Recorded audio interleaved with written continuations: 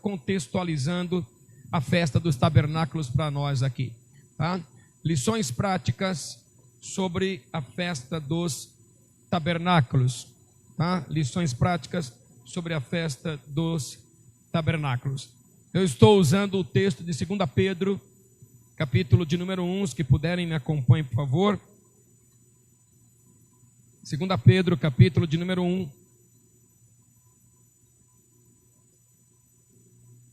Versículo de número 12, deixa me ver. 2 Pedro, capítulo de número 1.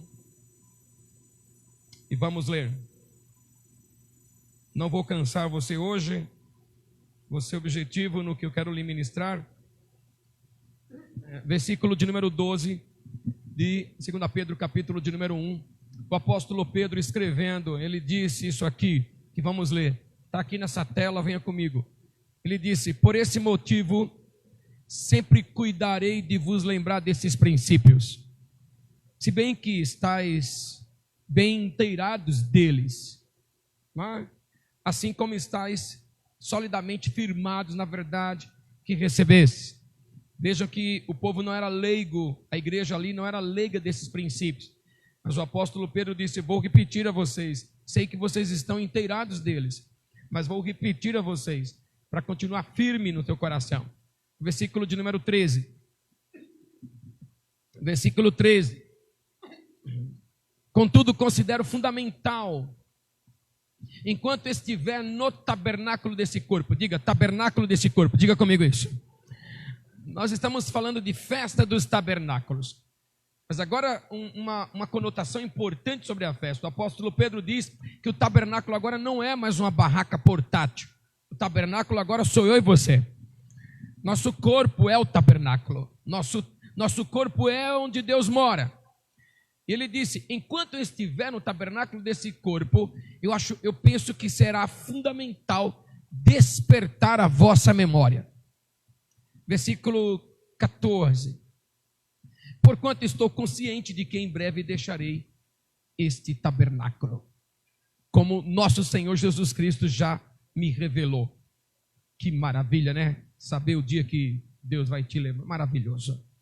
Versículo 15. Todavia, tenho me empenhado para que, mesmo depois da minha partida, olha o que ele quer que fique lembrado quando ele for para a glória, vos lembreis com clareza desses ensinos em toda e qualquer situação. Levante a mão, vamos dizer glória a Deus aqui. Vamos encher. Mais uma vez, abre a tua boca, por favor. Os que têm habilidade de encher o local com a presença de Deus, vamos, abre a tua boca, diga glória a Deus, diga aleluias. Vamos, quem tem habilidade de falar com o Espírito Santo, quem tem habilidade de leveza com Deus, abre a tua boca. Dê um aplauso ao Espírito Santo, por favor.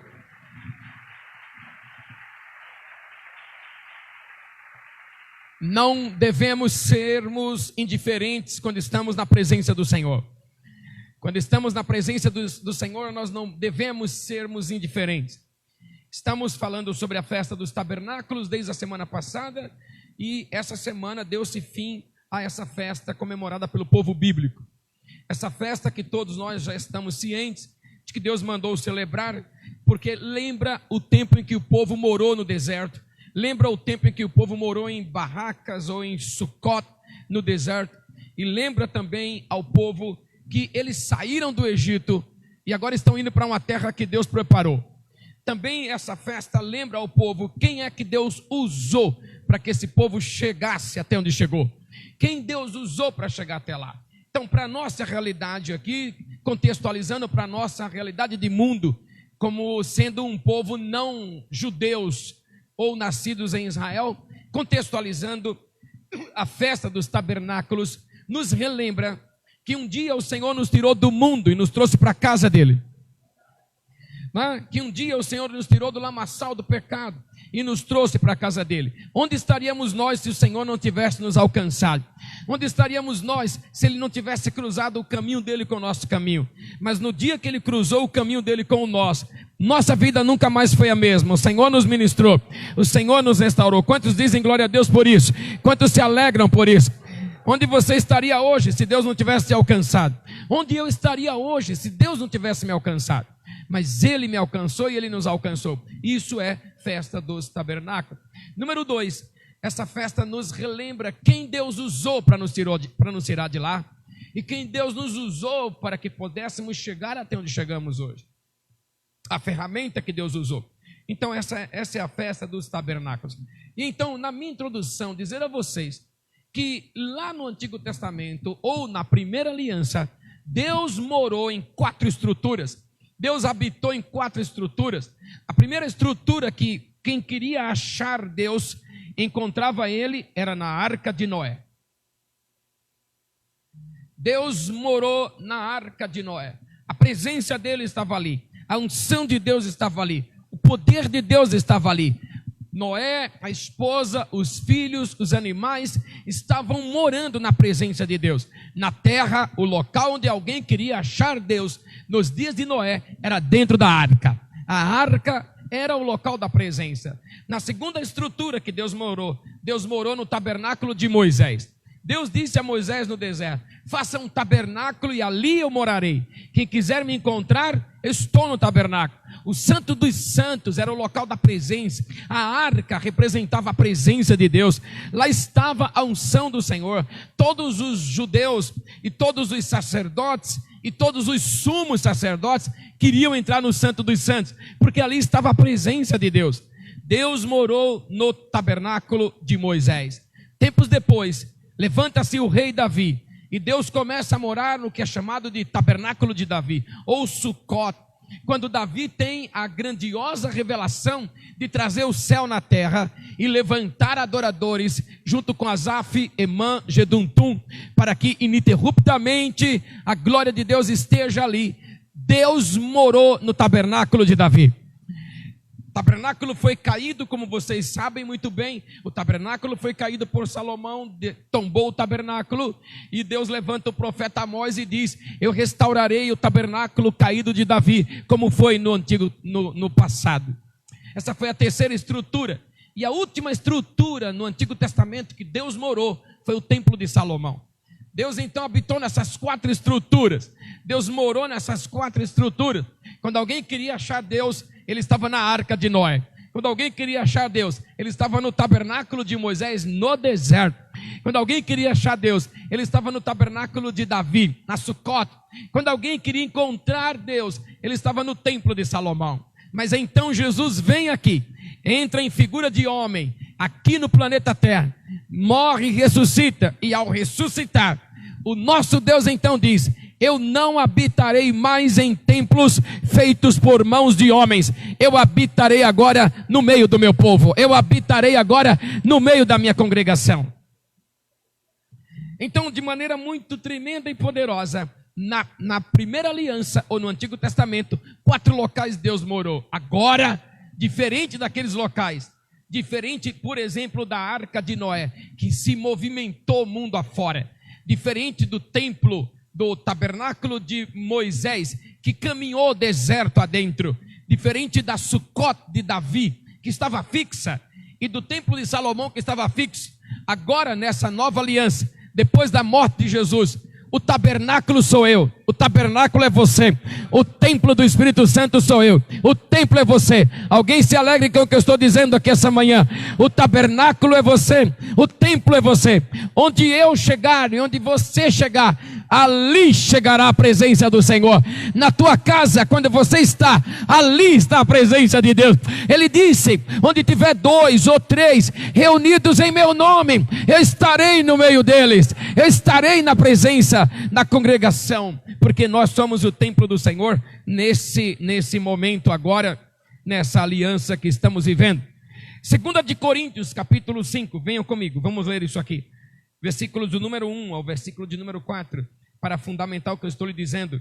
A estrutura onde Deus mora hoje sou eu e você. Você é templo do Espírito Santo, você é morada de Deus. 2 Coríntios, capítulo 5, e o versículo de número 1 em diante, a Bíblia diz, vem aqui comigo, nessa tradução aqui, ó.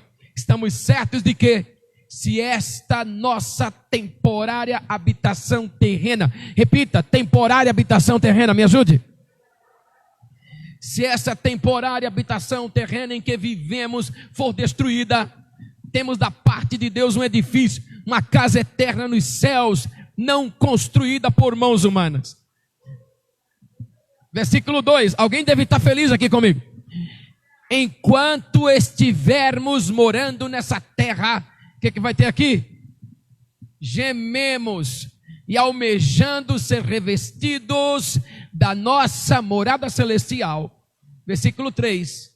Porquanto se de verdade estivermos vestidos, não seremos surpreendidos sem roupa. Porque enquanto estivermos residindo, onde? Vamos, aponte para você e diga, enquanto eu morar nesse tabernáculo. Vamos, diga isso comigo. Diga comigo outra vez, enquanto eu morar nesse tabernáculo.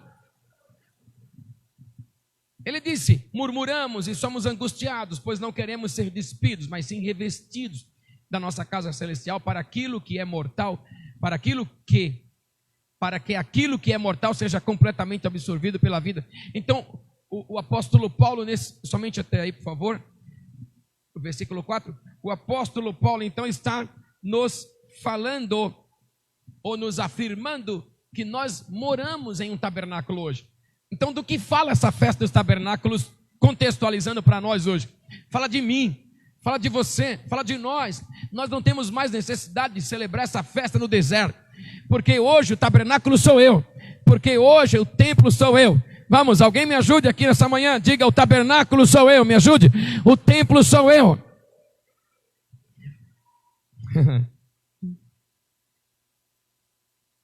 Então é a partir daí que o apóstolo Pedro começa a dizer, vamos ler lá outra vez, por favor, capítulo 1, né, que lemos, capítulo de número 1, que lemos, e versículo de número 13, ele disse, considero fundamental que enquanto eu estiver nesse tabernáculo, desse corpo, considero fundamental despertar vocês, despertar a memória de vocês aos princípios que eu quero ensinar. E eu quero essa manhã aqui, tomar a palavra do apóstolo Pedro e dizer a vocês que enquanto eu estou nesse tabernáculo, eu quero despertar a tua memória sobre princípios poderosos. 7 princípios poderosos que ele disse, quero despertar a tua memória enquanto eu estiver nesse tabernáculo. O versículo de número 14, ele começa dizendo que, porquanto estou consciente de que em breve deixarei esse tabernáculo. Todavia Versículo 14, deixa eu ver como está nessa tradução, por favor. Porquanto estou consciente de que em breve deixarei esse tabernáculo como o Senhor já me revelou. 15. Todavia tenho me empenhado para que mesmo depois da minha partida, como eu já li e repito a vocês, o grande objetivo do apóstolo Pedro era, depois da minha partida, eu quero que vocês se lembrem com clareza desses ensinos. Em toda e qualquer situação. E aí ele começa a nos falar 7 princípios importantes. Os 7 ensinos importantes, dos quais os que cumprirem isso, deixe-me ver o versículo 17, é isso? Deixe ver, por favor, como está o versículo 17. 16, por favor, desculpe eu voltar o versículo. 18, deixa eu achar aí o que está escrito, quero levá-los a ver comigo isso. 19, vamos chegar lá.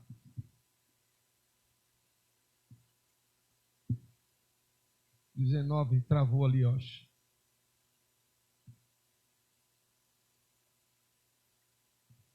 20,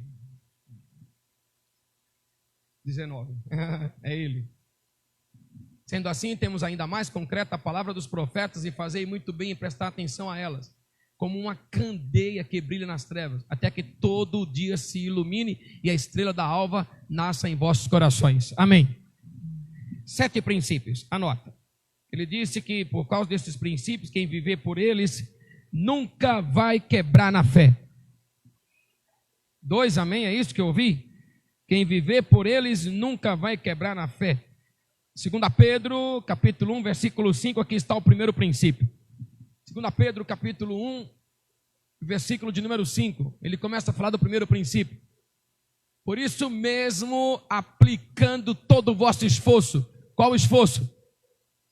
Irmãos, todo o vosso esforço, aplica todo o vosso esforço e acrescentai a virtude a vossa fé. Primeiro princípio, fé. Grite comigo. Diga para o seu irmão. Diga para o outro lado. Primeiro princípio que ele disse: enquanto você estiver nesse tabernáculo, se esforce por tê-lo. Fé. E a Bíblia diz em Hebreus, capítulo de número 12, vocês todos conhecem, o versículo de número 1 de Hebreus 12, uma manhã de ensinamento para você essa manhã e te alegrar o coração. Não?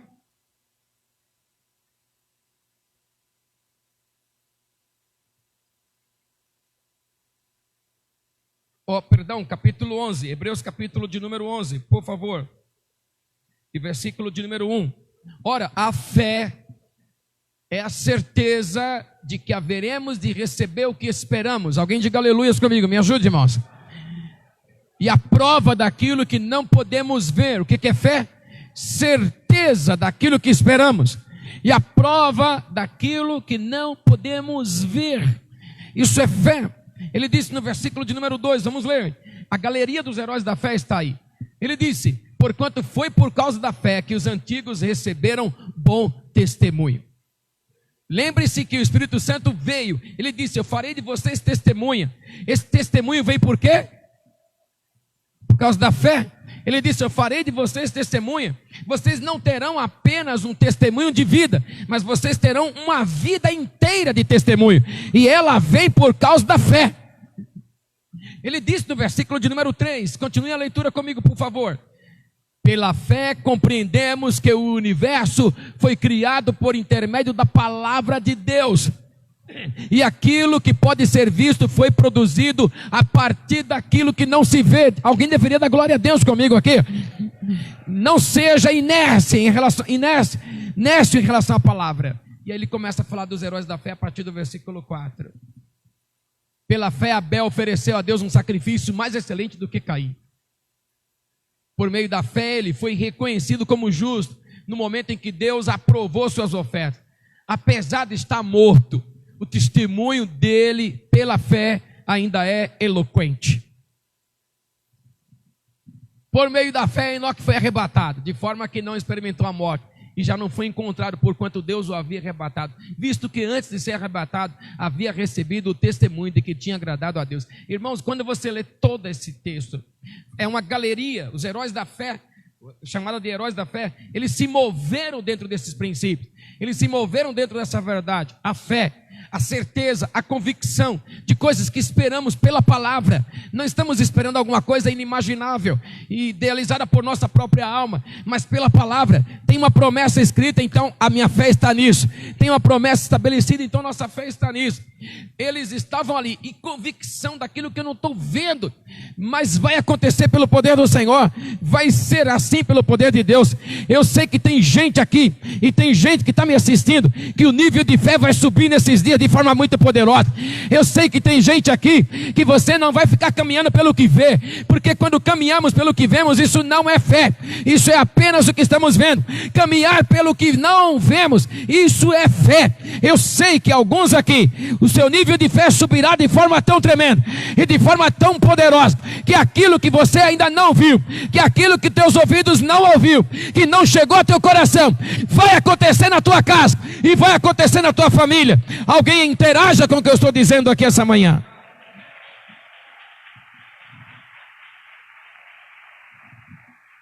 Então esse é o primeiro princípio que o apóstolo Pedro diz: enquanto eu estiver nesse tabernáculo, eu vou me esforçar para ensinar isso a vocês. Fé. Vocês sabem da fé natural, vocês sabem da fé sobrenatural, vocês sabem do dom da fé que estudamos aqui na igreja já alguns momentos.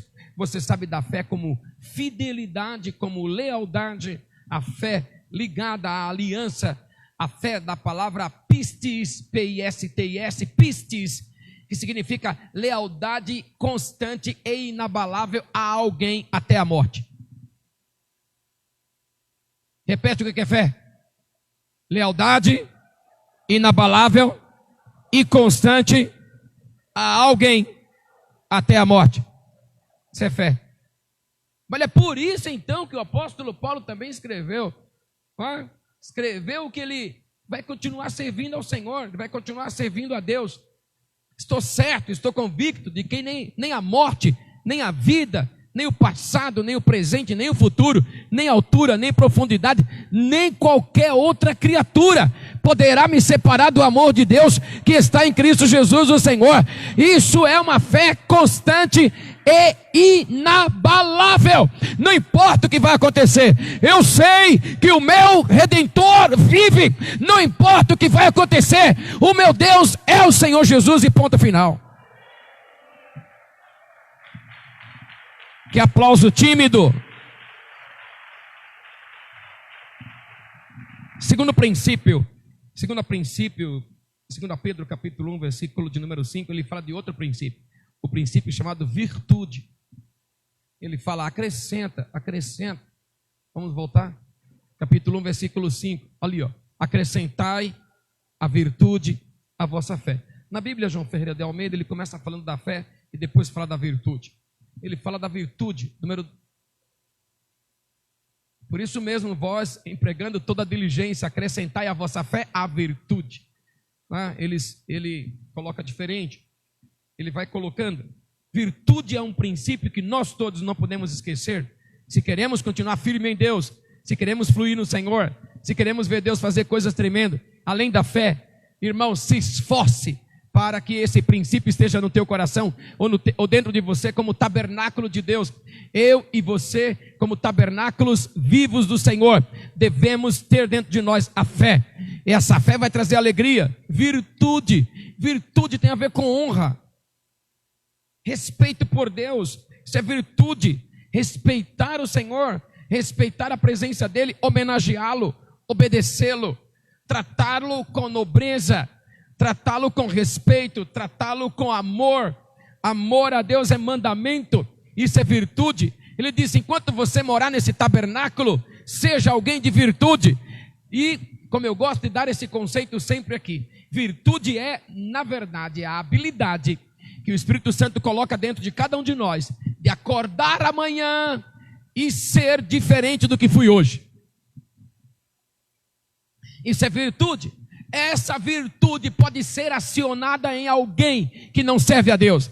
Essa virtude foi acionada no ladrão da cruz, que quando estava do lado de Jesus, ele falou, Senhor, quando chegar no teu paraíso, lembra de mim. A virtude de Deus foi ativada nele. A virtude de Deus para ser melhor, ou amanhã, do que foi ontem, do que foi hoje, foi acionada naquele homem.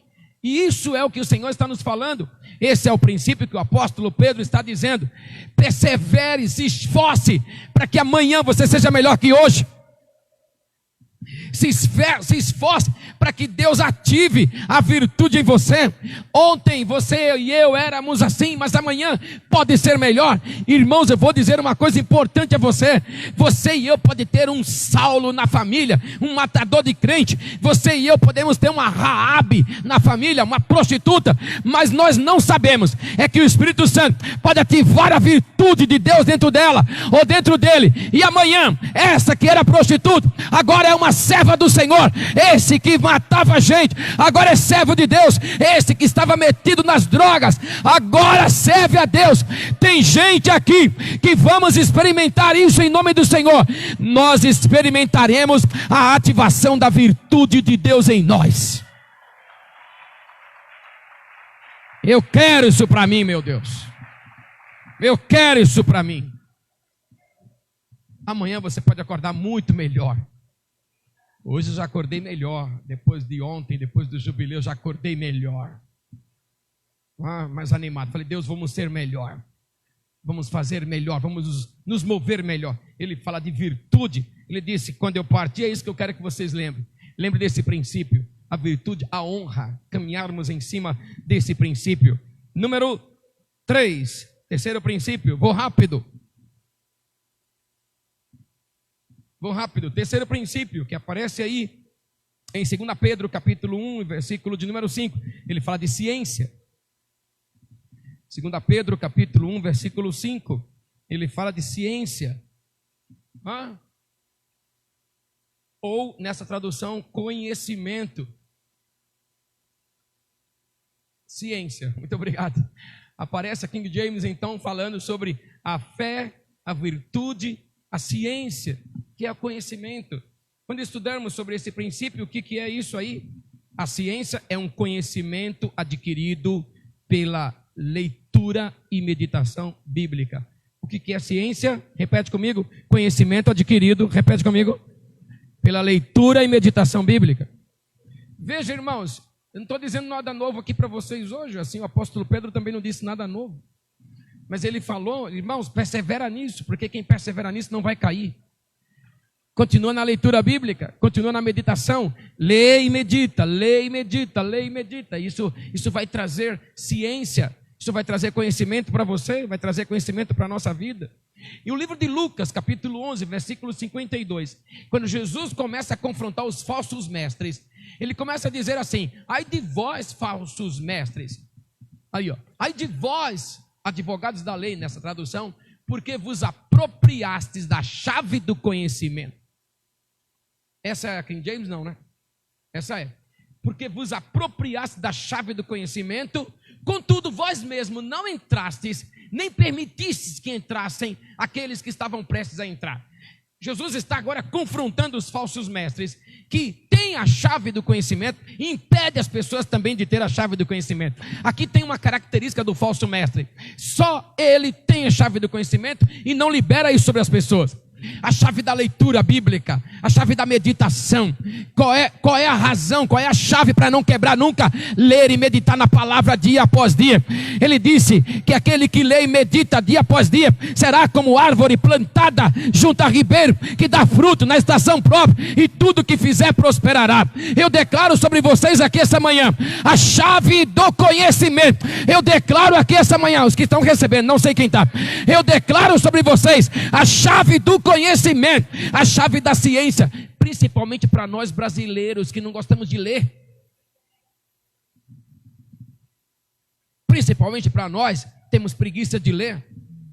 Mas a chave do conhecimento é exatamente essa: leitura e meditação, leitura e meditação. Ah, já li esse texto, lê de novo. Ah, já li o texto, lê outra vez. Ah, já li, lê outra vez. Porque cada vez que você lê, pode correr o grande risco de ter uma nova revelação de Deus para você nesse texto. Cada vez que você lê, pode ter uma nova revelação do Senhor. Os estudiosos da Bíblia dizem que para cada versículo bíblico tem pelo menos 70 revelações.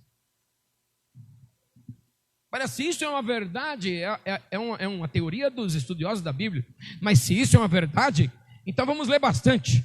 Vamos meditar bastante, é a chave do conhecimento. O apóstolo Pedro está dizendo: quando eu partir desse tabernáculo, eu gostaria que vocês não esquecessem disso. Não esquece da chave da ciência, da chave do conhecimento. Meus irmãos, a festa dos tabernáculos nos leva a pensar que se hoje é aqui que ele mora, se nós somos esse templo do Espírito Santo, a fé deve estar em nós, a virtude deve estar em nós, a ciência deve estar em nós. Número 4, olha o que ele diz. Número 4, versículo de número 6. 2 Pedro, capítulo 1, versículo 6. Eu continuo em 2 Pedro. 2 Pedro, capítulo 1, versículo 6. Ele fala do domínio próprio. Domínio próprio, lá está. E o domínio próprio ao conhecimento, e a perseverança ao domínio próprio. Aí vai um trocadilho de palavras, mas ele fala do domínio próprio, não é? Que nós conhecemos em Gálatas capítulo 5. Fruto do Espírito Santo: amor, alegria, paz, longanimidade, benignidade, bondade, fidelidade, mansidão e domínio próprio. E ele fala que nesse tabernáculo, que somos nós, deve haver esse princípio, domínio próprio. O domínio próprio, ou temperança. Em algumas Bíblias, na João Ferreira de Almeida, fala de temperança. Leiam comigo Provérbios 25, 28, que nos ensina que quem não tem domínio próprio vai ser derribado. Quem não tem domínio próprio será derribado. Olha o que diz o texto: uma cidade aberta sem muralhas, tal é o homem sem autocontrole. Essa é King James? É, né? Uma cidade aberta sem muralhas, sem muro. Assim é o homem sem autocontrole. Amém ou não amém? Sem domínio próprio, sem temperança, como disse aí o texto. Quem não tem domínio próprio será derribado, porque não tem domínio próprio. Geralmente nós pensamos e falamos, às vezes falamos sem pensar. E isso é a parte ruim. Essa é a que é.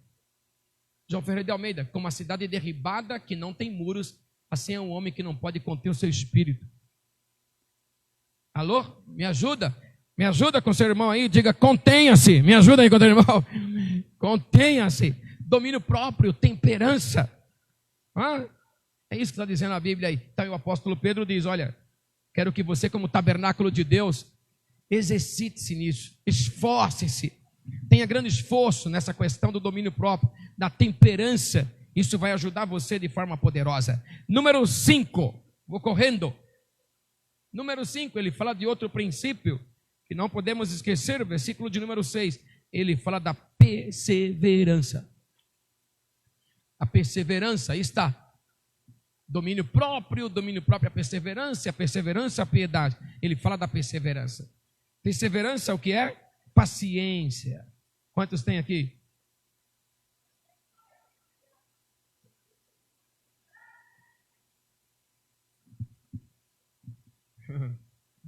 Olha o que é perseverança: paciência, firmeza, constância na fé. Isso é perseverança. Ele fala, continua assim. Esse é um princípio que você e eu não podemos ignorar. Paciência, firmeza, constância na fé. O que é perseverança?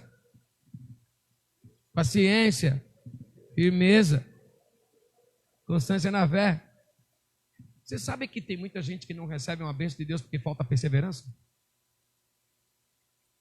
O irmão, olha, muitas igrejas, né, faz aqueles projetos, campanhas de 7 semanas disso, 7 semanas daquilo. Aí o fulano vai um dia na campanha, aí fala, e aí Deus? Ele fala, falta 6 ainda. Falta 6 semanas. Ele vai 5, fala, Deus, já vim 5 e não aconteceu nada. Deus fala, falta 2 ainda. Ele vem na 6ª. Ele fala, não aguento mais. Ele some. Há alguns anos atrás eu vi um testemunho de um irmão perseverante que queria entrar numa multinacional. Ele disse, quero muito que Deus me abra uma porta grandiosa numa multinacional. Então, já que eu estou desempregado mesmo, vou fazer 7 semanas de oração para Deus abrir uma porta para mim numa multinacional. E ele fez 7 semanas de oração, irmão. E para a glória de Deus, irmãos, quando terminou as 7 semanas, sabe o que aconteceu? Nada. A porta continuava fechada. E ele pensou, bom, já que estou desempregado mesmo, vou fazer mais 7 semanas. E ele fez 7 semanas de oração para Deus abrir uma porta numa multinacional. E terminou a 2ª vez que ele fez as 7 semanas. E Deus não abriu a porta. Ele disse, bom, já que eu estou desempregado mesmo, eu vou fazer mais 7. Tenho que fazer mesmo da vida. Fazer mais 7. E fez mais 7, Deus também não abriu. E fez mais 7, Deus também não abriu. Naquele ano ele fez 7 semanas, 7 vezes. Conte no seu calendário para você saber quanto tempo dá isso. 7 semanas de oração, 7 vezes repetida é o ano todo. Orou o ano inteirinho para Deus abençoar, mas ele falou, Senhor, eu não vou parar enquanto o Senhor não me abençoar. No final do ano, Deus abriu a porta numa multinacional. Perseverança, irmãos, é o que nos faz caminhar em Deus, essa firmeza, essa constância inabalável, essa perseverança, essa paciência, que a gente às vezes traduz muito ruim, né? Eu falei, eu não tenho paciência. Você terá. Obrigado. Você terá paciência. Sabe por quê? É na perseverança que nós ganhamos a nossa própria alma. Leiam comigo, Lucas 21:19.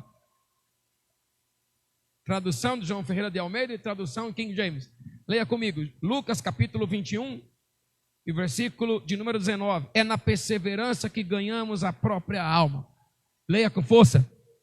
Pela perseverança, pela vossa perseverança, ganhareis a vossa alma. Vocês estão comigo ou não? Olha que leitura maravilhosa.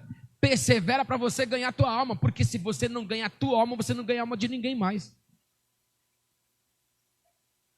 2. Essa tradução quem é? A outra tradução, deixa eu ver como ela está. É na vossa perseverança que confirmais a salvação da vossa alma. Vamos lá, grite para alguém longe de você. Persevera. Vamos lá, me ajuda. Persevera, me ajuda que você vai. Eu tenho uma notícia boa para dizer.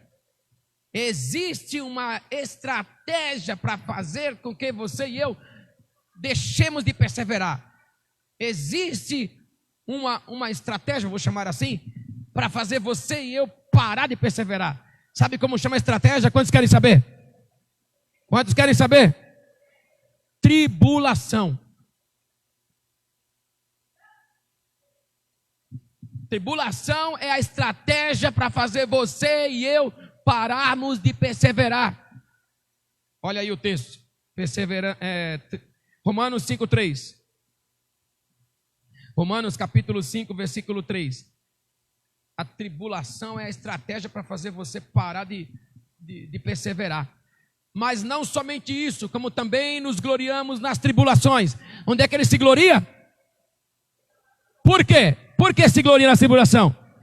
Porque aprendemos que a tribulação gera perseverança. Quando a tribulação vem, é a estratégia para fazer você e eu parar de perseverar. Sabe por quê? Porque muita gente parou de perseverar quando faltava apenas um dia para a vitória chegar. Porque muitos desistiram quando estava prestes a botar a mão em uma bandeira de vitória. Meus irmãos, creio que alguns aqui estão recebendo o que eu estou falando. Creio que alguns que estão assistindo estão recebendo. Continue perseverando. Não deixe que a tribulação desanime tua perseverança. Continue perseverando. Por quê? Porque aquilo que será, que há de ser, será. Porque a bandeira de vitória você vai levantar. Porque a bênção de Deus vai chegar. Ele prometeu, vai ser assim. Não deixe a tribulação minar a tua perseverança. Ele diz, aprendemos que a tribulação produz perseverança. Versículo 4. E a perseverança produz o quê? Ah, irmão, você e eu não somos aprovados nunca se não perseverar. A perseverança produz um caráter aprovado. E o caráter aprovado?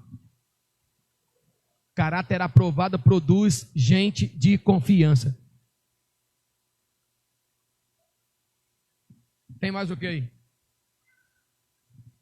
E a confiança não nos decepciona, porque Deus derramou seu amor em nossos corações por meio do Espírito Santo que Ele mesmo nos outorgou. Dê um aplauso ao Senhor para acordar e esse texto vir em você.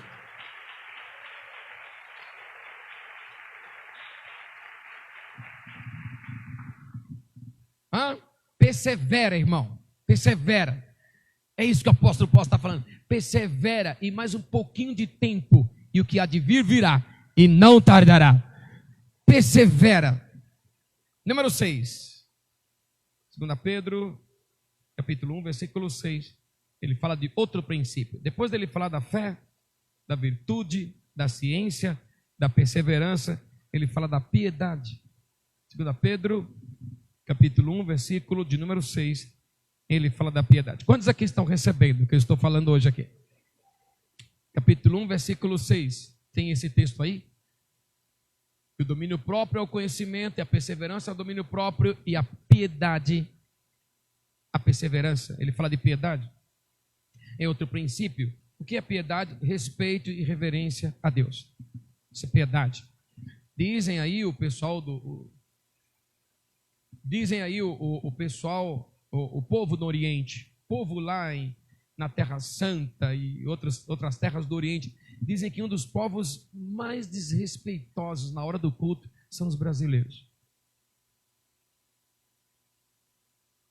Alô? São os brasileiros.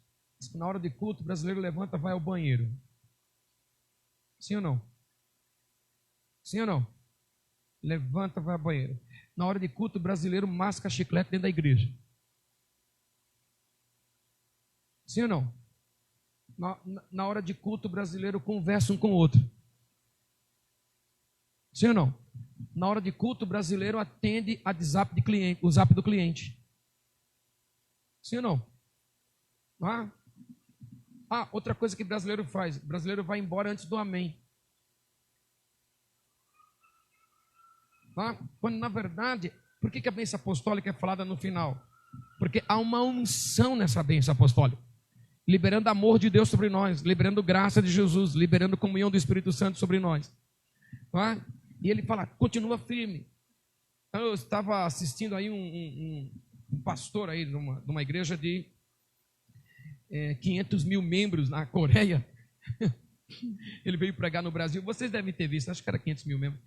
Ele está na internet falando, quando de repente os irmãos ficam passando assim, ele fala, vocês são tão desrespeitosos aqui no Brasil, vocês ficam caminhando, né? Lá na igreja que eu pastorei, quando alguém caminha, eu chamo a pessoa na frente e falo, vem aqui, vem aqui, vem aqui. A pessoa vem aqui na frente e fala, por que você está caminhando? Nunca mais ela caminha, né? Quando faz assim. Por que você está caminhando aqui na hora de caminhar? Agora é hora da presença, agora é hora da palavra. Por que você está mascando chiclete? Agora é na hora de mascar chiclete. Por que você quer ir ao banheiro agora? Já vai ao banheiro do culto começar. Por que você está indo e vindo? Deixe só os oficiais se movimentar. Você não é oficial. Você está para receber. Então, o brasileiro tem uma irreverência grandiosa. E a gente ainda tem a cultura do atraso na igreja. A igreja brasileira tem a cultura do atraso. Para culto que começa em tal determinada hora, podemos chegar a 15 minutos de tolerância, porque achamos que é na empresa. A empresa também é assim. Então, isso vem para dentro da igreja. Então, ele fala assim, olha, tenha respeito e reverência a Deus. O brasileiro tem costume de sujar a igreja. Vocês estão comigo ou não? Tem costume de sujar a igreja. Deixa o lixo dele, deixa a coisa dele, vai ao banheiro e não olha o zelo da casa do Senhor. Vocês estão vendo que constantemente nós estamos colocando fotos da igreja sendo limpa aqui, por exemplo, da igreja sendo tratada, cuidada, para que todos ajudem na mesma limpeza, no mesmo zelo. Mas vira e mexe, a gente encontra um papel ali, uma garrafa que alguém esqueceu, não sei o que lá que esqueceu. Brasileiros, graças a Deus, né? Deus está sendo bom com todos nós. Brasileiros, quando não quer mais chupar o chiclete na igreja, tira da boca e cola no fundo da cadeira. Cola no fundo da cadeira. Então, muita irreverência na casa do Senhor, muita irreverência na presença do Senhor. De uma coisa você pode ter certeza, gosto muito de alguns princípios que eu ouço falar do Templo de Salomão. Quando você entra ali, o celular fica guardado. Está certo o princípio? Está correto o princípio? Aqui não é local de celular, aqui não é local de internet, aqui não é local de ficar... Aqui nós estamos na presença de Deus. Aqui é local de me concentrar. Não quero que nada me atrapalhe. Eu não quero que nada me atrapalhe. Se o cliente quiser falar comigo, ele me espere, porque eu estou na presença de Deus. E se esse negócio é meu, então o Senhor vai segurar lá o cliente. Quando eu sair, eu assino o contrato com ele, mas que eu não vou quebrar esse negócio aqui agora, não vou. Quando vocês forem a Israel, vocês ficam boquiabertos, porque nós chegamos em Israel para fazer compra nas lojas. Quando dá a hora de orar, eu mesmo fiquei com o dinheiro na mão para pagar, acho que era chofá que a gente tinha comprado, fiquei com o dinheiro na mão. E deu lá a hora de orar. Ele deu as costas para mim e começou a orar ali mesmo. Falei, e eu? Eu tive que esperar ele terminar a oração dele. Fiquei esperando a oração. Falei, meu Deus. Fomos outro dia em outra loja, era outra hora de orar. Alguém foi pagar também, deu as costas e começou a orar. Ajoelhou na nossa frente para orar. Isso é reverência a Deus, irmãos. É reverência, é respeito a Deus. Reverência à palavra do Senhor. Ele disse, guarda o teu pé quando entrar na casa do Senhor. Guarda o teu pé quando entrar na presença de Deus. Nós não estamos em um local de clube. Nós não estamos em um local de ver e acontecer. Não, nós estamos na presença do Senhor. Aqui é onde vamos ter saída para as devidas circunstâncias da vida. Aqui onde Ele vai dar para nós um norte. Aqui onde Ele vai dar direção. Aqui não é outro local senão a casa do Senhor. Então, o apóstolo Pedro começa a nos ensinar, olha, tenha reverência. Igrejas como a nossa, que tem uma galeria, né? Os irmãos ficam desesperados assim quando diz glória a Deus, desce todo mundo correndo. Uma determinada reverência. E para falar para vocês sobre piedade, eu tenho que ler para vocês Salmo de número 1, versículo 1. Vem comigo. Salmo de número 1, versículo de número 1 nos ajuda a entender sobre a questão da piedade, os conceitos dela, para que possamos caminhar nela. Esse é King James não, né? Abençoado com felicidade é o homem que não segue os ímpios. 2 amém. Só é feliz quem não segue os ímpios. Abençoado com felicidade é o homem que não segue o conselho dos ímpios, nem se deixa influenciar pela conduta dos pecadores, nem se assenta na roda dos zombadores. 3, aqui recebendo comigo, versículo seguinte. Ao contrário, sua plena satisfação está onde? A lei do Senhor, e nessa lei medita de dia e de noite. Você já conhece, olha o versículo 3, você já conhece. Esse piedoso é como a árvore plantada à margem de águas correntes, dá fruto no tempo apropriado, suas folhas não murcham e tudo quanto faz prospera. Você já viu árvore se esforçando para dar fruto? Você já viu? A árvore fazendo uma força, eu tenho que dar um fruto, Você já viu isso? A árvore não faz força para dar fruto. Chega no tempo, ela dá. Você vai prosperar com menos esforço. Eu vou dizer isso a vocês aqui de novo. Você vai prosperar com menos esforço. Eu preciso. Você não precisa. Você precisa caminhar em piedade e você vai prosperar no tempo certo com menos esforço. A tua conta bancária, a tua vida, a tua família, você vai prosperar no tempo correto. Você está se esforçando para prosperar por quê? Você é árvore. Eu sou árvore. Alguém aqui recebeu o que eu estou falando? Você é árvore, vai prosperar com mais facilidade. Na tua vida pessoal, no teu casamento, com teus filhos, com a tua família, com as tuas finanças, vai prosperar com mais facilidade. Ele diz, os ímpios não, os ímpios são diferentes. Quem não caminha em piedade é um ímpio. Ele fala, como é diferente os ímpios. Vem comigo. Não é o que ocorre com os ímpios. Ao contrário, os ímpios são como palha que o vento carrega. Soprou, pronto, já foi embora, sumiu. Os ímpios funcionam assim. Por isso, leia comigo, me ajude, é a Bíblia. Os ímpios não sobreviverão ao julgamento. Não aguenta julgamento. Nem os pecadores na congregação dos justos. Alô, irmãos? Pois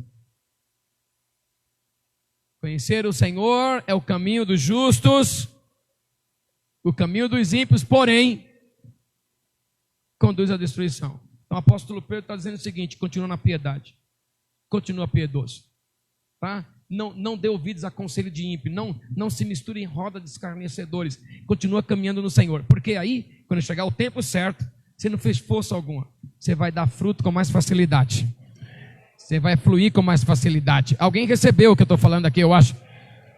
Você não vai se matar para dar frutos, você vai dar frutos com facilidade. Vai aplaudir? Então vai, faz com ousadia, explode logo.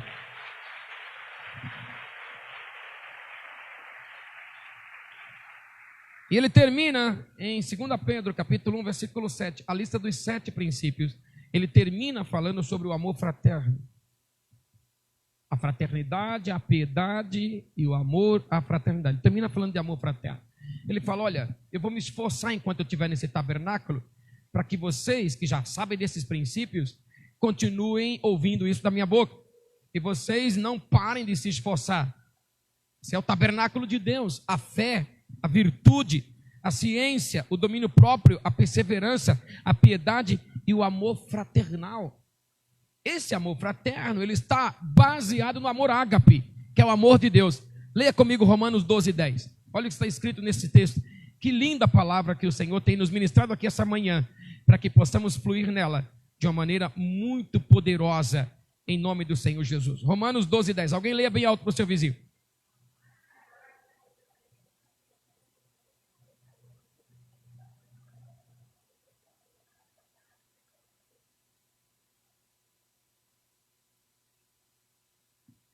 Amai-vos dedicadamente uns aos outros. Com que amor? Com amor fraternal. Aí esse amor fraternal vai nos ensinar como funciona isso. Preferindo dar honra a outras pessoas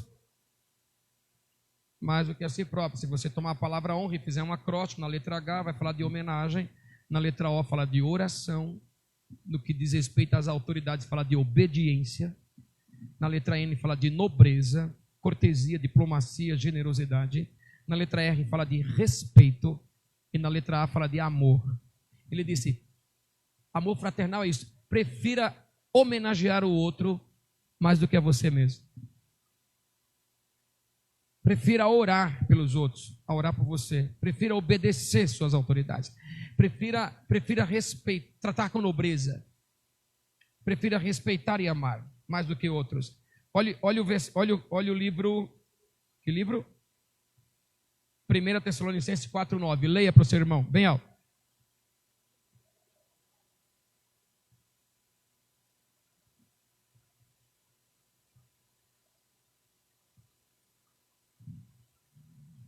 É interessante, né? É interessante ver esses apóstolos falando, que eles não trazem uma revelação. Você fala, nossa, eu nunca tinha ouvido falar isso. Não é verdade, eles trazem revelação que o povo já sabia. Ele escreve assim, ó: entretanto, não há necessidade de que eu vos escreva, porque vocês estão por Deus instruídos nisso. Vocês já sabem disso. Você já sabe por que está repetindo. Está repetindo exatamente para que não tenha curva na conversa, como diz aí os jovens. Para que continue dizendo a mesma coisa. Amai-vos uns aos outros. Estão comigo, sim ou não? Hoje, se o Senhor não tivesse mudado todo o meu plano de pregação, eu ia falar sobre o amor de Deus para vocês. Porque o apóstolo Paulo termina a relação dos dons dizendo: eu vos ensinarei um caminho mais excelente. Eu vou ensinar a vocês um caminho mais excelente, que é o caminho do amor. É um caminho do sacrifício. É um amor sacrificial. E ele termina a leitura que eu estou sugerindo, em Hebreus capítulo 13, e versículo de número 1. Ele termina essa leitura falando do amor fraternal.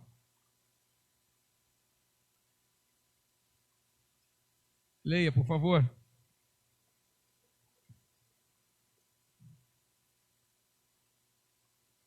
Seja o quê? Seja incessante o amor fraternal. Mais uma vez, o que não é novidade para nenhum aqui nessa igreja, mas para ficar registrado a quem está assistindo, nunca jamais confunda amor com melô. Não confunda. Melô.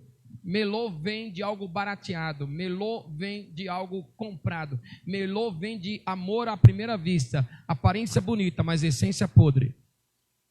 Amor que está falando na Bíblia, o amor de Deus falado na Bíblia é um amor de sacrifício. Quando diz lá em João 3,16, Deus amou o mundo que deu o seu Filho amado. Amor de sacrifício, amor sacrificial. Isso é amor. Esse amor que confronta o pecado. Deus é amor e as pessoas confundem isso, mas Ele também é fogo consumidor.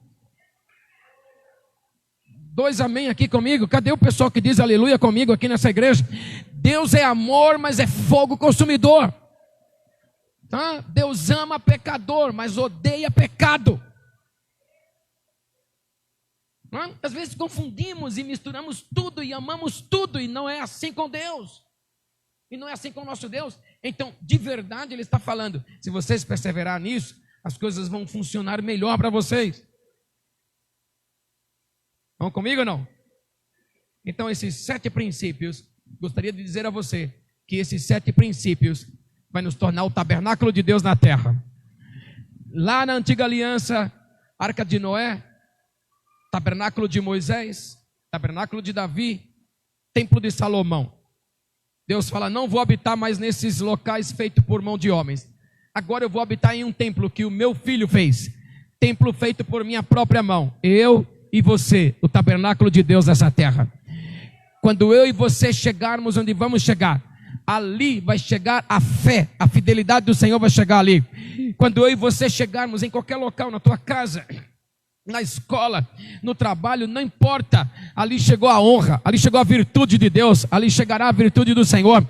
Quando chegarmos onde vamos chegar, ali chegará a ciência, conhecimento da palavra. Por quê? Porque temos leitura e meditação. Seremos como aqueles jovens, Sadraque, Mesaque e Abdenego, instruídos na leitura, instruídos na meditação, como Daniel, que tinha um espírito excelente nele, de leitura e meditação na palavra do Senhor. Onde chegarmos, vai chegar a perseverança. Muita gente querendo desistir, mas você chega e fala, não desista, não pare de crer, os sonhos de Deus ainda vão acontecer sobre você. Não pare. Quando chegarmos onde chegarmos, ali chegará a piedade, o respeito. Não é a volta de Jesus não, fica tranquilo. A piedade, o respeito, a reverência ao Senhor e também o amor fraternal. Fique de pé, por favor.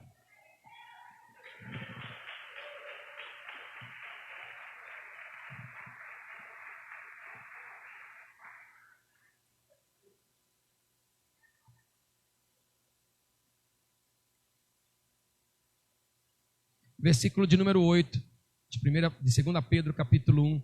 Eu quero concluir lendo isso com vocês. Por favor. Creio que alguém está recebendo. Olha o que disse aí, ó. Olha que leitura linda.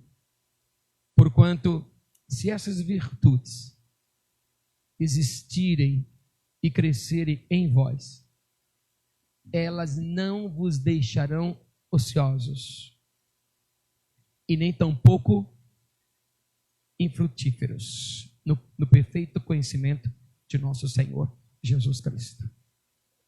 Leia mais alto comigo. Leia esse versículo. Leia para o teu vizinho aí. Ouvir.